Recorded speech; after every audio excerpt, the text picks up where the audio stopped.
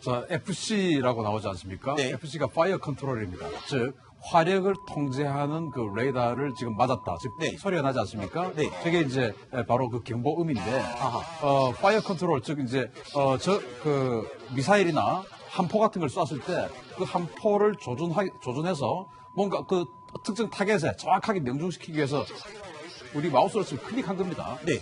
클릭해서 그쪽으로 날아가게끔 미사일이든 함포든 그쪽으로 날아가게끔 자기가 지금 클릭을 다 했다는 거예요, 지금. 네. 그러면은 여기에서 발사 버튼만 누르면 바로 미사일이 날아와서 자기를 명중하는 그 직전 단계거든요. 네. 이거는 이제 외교적으로 굉장히 어떤 심각한 문제인데 거기까지 갔다는 것을 이제 보여주는 것이죠. 잠시만요. 여기서 중요한 포인트가 있습니다.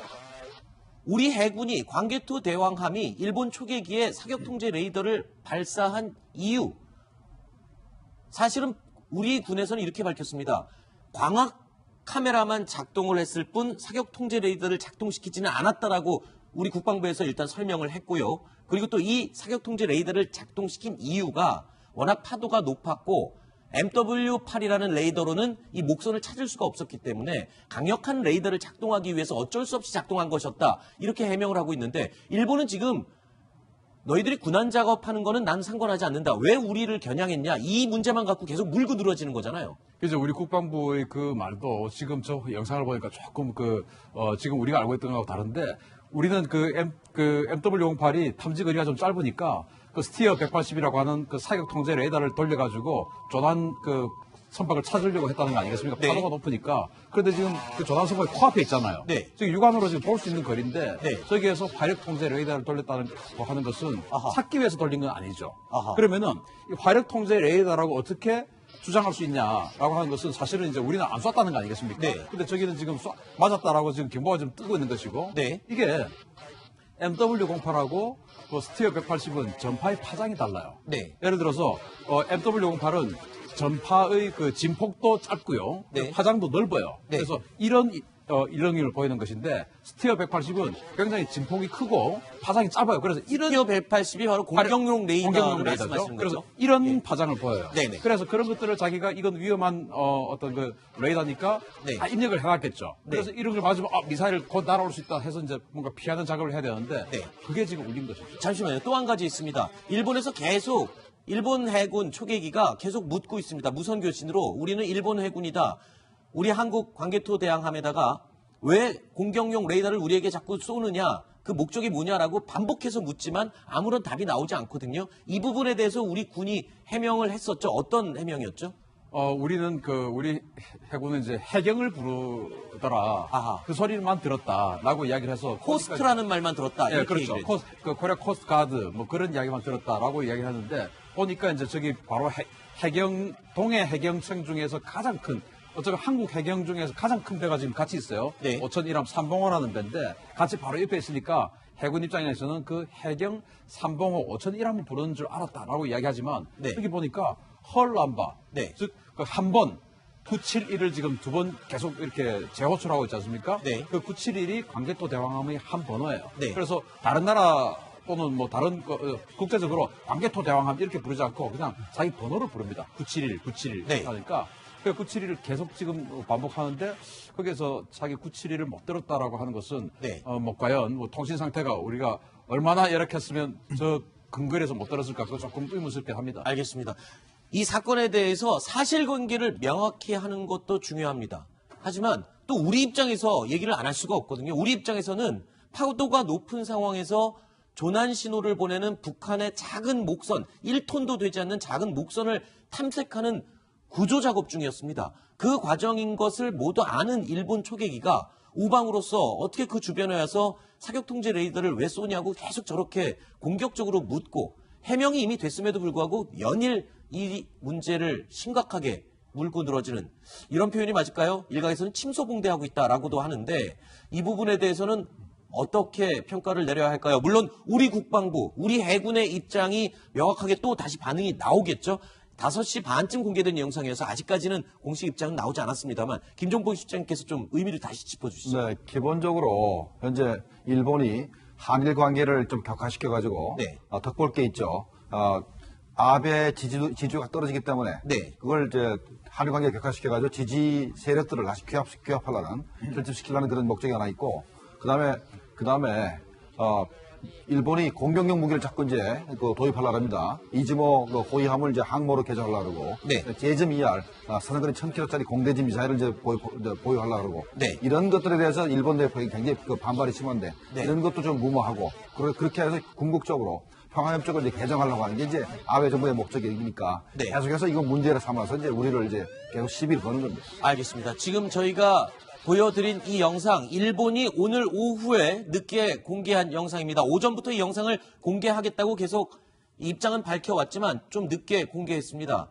그러니까 우리 해군이 사격용 레이더를 초계기에 비췄다라는 것을 주장하고 그 근거 영상이라고 주장을 하고 있고요. 또 정상적인 교신을 시도했지만 우리 해군이 답이 없었다. 이 부분 두 가지를 강조하기 위한 그런 영상이었습니다. 우리 해군의 입장도 분명히 있을 텐데요. 신 대표님. 네. 근데 굉장히 전략적인 시간을 선택한 것 같습니다. 네. 왜냐하면 이제 금요일 오후고 네. 오후 5시 반 같으면은 사실 국방부의 공보 관계자들 다 퇴근했던지 퇴근 준비를 하든지 하는 그런 시점이고 네. 이걸 자칫하면 다음 주까지 넘어가야 되는 상황인데 여기에서 공보 대응을 잘 못하면 여론이 한꺼번에 그냥 어떤 국제사회 여론 플러스 우리 국내 여론까지도 네. 우리가 잘못 못했다라고 대응을 할 수 있는 시간을 주지 않기 위한 절묘한 타이밍을 일본이 골라서 지금 공개를 한 것 같고 그래서 정말 우리 국방부의 주장대로 우리는 안 쐈다는 거 아니겠습니까? 네. 카메라로 찍기 위해서 저 스티어 180하고 연동되어 있는 카메라로 광학 카메라만 썼을 뿐이다. 네. 찍기 위해서 저걸 돌렸을 뿐이다라고 이야기했으니까 그에 관련된 우리의 어떤 그 정확한 자료를 제시를 할 수 있다면 정말 속 시원하게 네. 일본의 어떤 저런 행태를 논파할 수 있겠으나 네. 빨리 지금 조치를 취해야 될 상황 같습니다. 알겠습니다. 우리 군 입장에서도 쓸데없는 오해와 비난을 받을 이유가 없겠죠. 명백하게 우리의 증거들을 다시 우리도 일본에게 제시를 해서 쓸데없는 이 침소봉대 내지는 핑계거리, 이 주장거리를 만들지 않았으면 하는 바람입니다. 한마디 하실? 이제 중국에 네. 우리 카디즈 침범한 문제 가지고 이제 한꺼번에 얘기를 좀 하고 싶은데 사실은요. 예, 그러면 이 얘기를 좀 짚고 이어가도록 해볼까요? 알겠습니다. 자, 이 소식 때문에 우리가 원래 준비했던 이야기 좀 시간이 늦어졌습니다. 계속해서 이어갈 소식입니다. 이 월말, 매월 말만 되면 저희 뉴스탑10에서 전해드리는 소식이죠. 바로 중국 군용기가 아무 통보 없이 마음대로 우리 방공 식별구역을 침범한다는 이야기입니다. 예외 없이 12월에도 어김없이 나타났습니다. 자, 지난번 침범했을 때와 비슷한 궤적으로 방공 식별구역을 마음대로 휘젓고 돌아다녔어요. 자, 지금까지 언제 돌아다녔는지 달력으로 한번 준비를 해볼까요? 자, 이거는 지금 돌아다닌 궤적입니다. 이 궤적을 계속 독도, 울릉도 위쪽까지 올라갔다가 다시 돌아가는 그 항로였습니다. 자, 언제 왔는지 보겠습니다. 1월 29일, 2월은 27일, 4월도 28일, 7월 27일, 8월도 말일입니다. 10월, 11월, 그리고 바로 12월 27일까지. 저희 뉴스탑10에서 아마 한 7월, 8월까지 왔을 때만 해도 이미 정예화된 것 같다라고 분석을 했었는데 거의 이런 표현이 좀 맞는지 모르겠지만 속된 말로 출근 도장 찍듯이 그냥 매월 말만 되면 반드시 오는 법칙이 됐군요.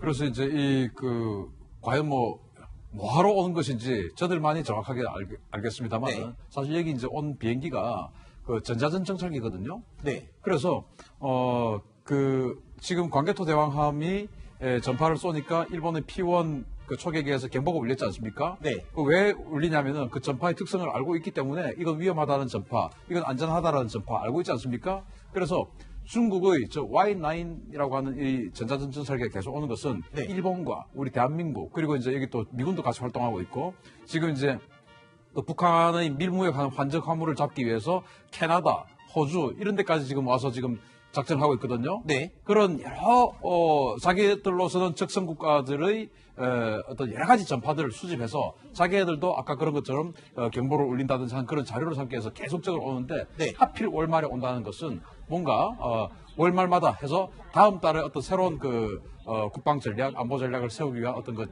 지침으로 삼기 위해서 오는 것이 아닌가 생각합니다. 네. 그런데 중국 이 정찰기가 우리 카디즈를 침범하면 말씀하신 것처럼 일본 그리고 미군 기지도 영향을 받게 되죠.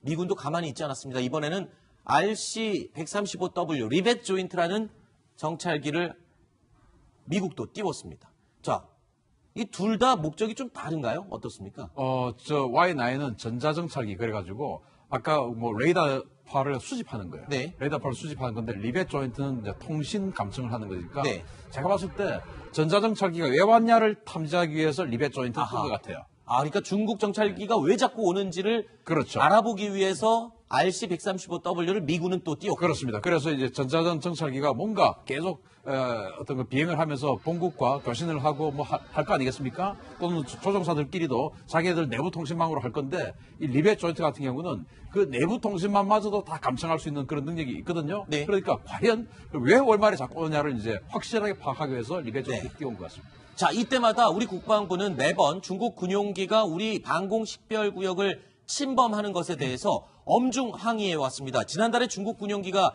침범했을 때도 강력하게 항의를 했었죠. 구체적이지 않습니다. 들어오게 될 경우에 저희 전투기들이 떠서 계속적으로 경고 방송하고 나갈 것을 얘기를 하고 있습니다. 네, 그래서 저희가 항의한 거죠. 네, 저희는 계속적으로 그 재발 방지에 위한 방안들을 촉구하고 있습니다. 김정모 실장님. 네. 저렇게 우리 국방부가 공식적으로 항의를 해도 계속 보내고 있습니다. 지금 1년 내내 매월 말에 보내왔거든요. 이 뭡니까? 도대체 의도가? 네, 저는 어제 금방 그 군사적인 목적도는 신인규 대표가 얘기 잘했다고 더 이상 얘기할 필요가 없고 네. 문제는 이어도를 분쟁 지역화하는 거 아닌가 생각이 드는데 아하. 중국이 남중국해 산호초를 갖다가 콘크리트 같은 부어가지고 현재 군사기지화 했지 않습니까? 그러면 자기네 영토가 됐고 그래서 거기서부터 영해 기점을 이제 삼았는데 혹시나 한국이 아직은 그렇게 하지 않지만 이어도를 첨화해가지고 거기로부터 영해 기점을 삼지 않을까 하는 그런 문제를 사전에 예방하기 위해서 거기를 이제 분쟁 지역화하고 또 하나는 이제 우리가 월말만 되면은 중국의 그 정찰기가 우리 카리지를 침범한다. 지금은 뉴스거리가 됩니다. 네. 앞으로 1년, 2년 후면은 뉴스거리가 안 될 겁니다. 너무 반복되니까 그렇죠. 또 왔네라고 우리도 그냥 넘어갈 수도 있겠죠. 중국 정부에서 뭐랬습니까? 놀랄 일도 아닌 거 가지고 뭐가 그러나 얘기했지 않습니까? 네. 앞으로 정말로 앞으로 1년 후게 되면 놀랄 일이 아니게 되고 당연시 되기 때문에 중국이 당연하게 우리 카드지를 침범하면서 항로를 완전히 확보하고 아하. 개척하려고 하는 거 아닌가 이런 생각이 드는 겁니다. 자, 중국이 이렇게 마음대로 우리 방공 식별 구역을 침범할 때마다 우리 공군은 또 그때마다 적절한 대응을 해야 합니다. 바로 전투기가 출격하는 문제인데요. 매번 이렇게 침범할 때마다 즉각 우리 공군은 전투기가 출격해서 정찰기에게 경고 방송을 하고 나가줄 것을 요구했습니다. 그런데 이때마다 한 번 출격할 때마다 대당 300만 원씩 10여 대가 출격하니까 나갈 때마다 3천만 원 이상의 비용이 소요가 되는 겁니다. 그러니까 쓰지 않아도 될 돈을 우리가 써야 되는 이런 상황이 되는 거잖아요. 2시간 동안 5번 나왔으니까 그때마다 우리가 출격해야 되는 거 아닙니까? 네. 뭐 이게 불가피한 측면이 있죠. 뭐 도발까지는 아니지만 네. 우리 영공을 침범했기 때문에 카디지를 침범했기 때문에 이제 방어적 차원에서 네, 영공 침범은 아니고 카디즈 침범이죠. 그렇습니다. 예. 이제 방어적 측면에서 이제 출격해서 비용이 드는 건데, 근데 이제 이미지로 보시면 과거에는 한국, 일본, 미국 이 3국 동맹 체제가 상당히 좀 견고해 보이지 않았습니까? 네. 그런데 이 중국 그 항공기가 카디지를 침범하게 되니까 한반도를 중국이 관할하는 것처럼 이미지가 보이면서 한일 관계를 좀 갈라놓고 있거든요. 네. 어떻게 보면 이제 군사적, 정치적인 어떤 포석이 좀 깔려 있는 이 도발 행위다 이렇게 볼 수도 있을 것 같습니다. 네. 네, 우리나라는 작은 나라고 현재 북한도 적입니다. 네. 그다음에 중국도 결국은 북한의 동맹국이기 때문에 네. 우방국이 될 수는 없습니다. 군사적으로는. 근데 일본까지 적으로 만든다면 우리는 3면을 적으로 하기 때문에 네. 작은 나라로서 굉장히 힘들기 때문에 한일 관계를 빨리 복원해야만 물론 사소한 그런 문제 가지고 일본이 시비를 걸지 않을 것입니다. 알겠습니다. 자, 오늘 앞부분의 영상 때문에 시간이 좀 지체가 됐습니다. 다음 영상, 다음 순위로 다시 가보겠습니다.